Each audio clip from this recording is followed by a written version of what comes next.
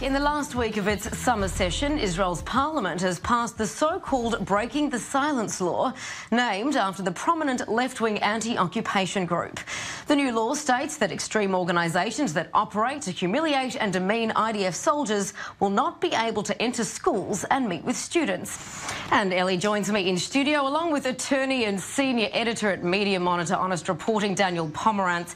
Great to have you both with us. Thanks for having us. Dan, we'll get you to kick us off. I suppose looking at the ethics of this bill, is this hampering free speech? Is this stopping propaganda? What's happening here? Well, you know, there's a difference between free speech, which is the freedom to say what you want, versus obligating someone to give you a platform. And in no country are you obligated to give a person access to public schools. For example, in the United States, there was a case, Edwards versus Aguilar, in 1987. It was creationists who wanted to go into schools and preach that Darwin is wrong and God created everything and the earth is 5,000 years old. They sued in the Supreme Court, and the Supreme Court said you can say what you want, but you can't force schools to give you their students as a platform. So what are these groups saying, Ellie, that they need to be stopped?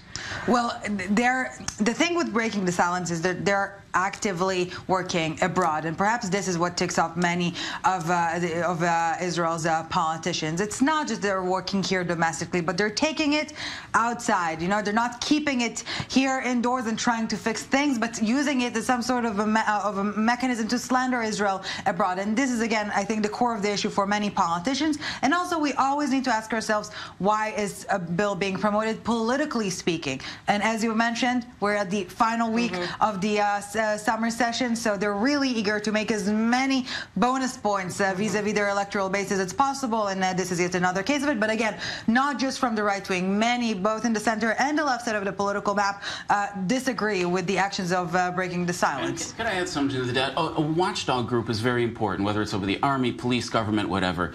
But in this particular case, Breaking the Silence gets 65% of its funding from foreign governments. They get bonuses for putting IDF soldiers in jail. And last November, their spokesman, Dean Iskarov, was caught in court lying in order to try and get IDF soldiers Sure, put in but how prison. are the messages of these groups any more like propaganda than the messages coming from right-wing groups? Well, these groups, first of all, are working for foreign governments, and they're working specifically for the purpose of putting soldiers in prison.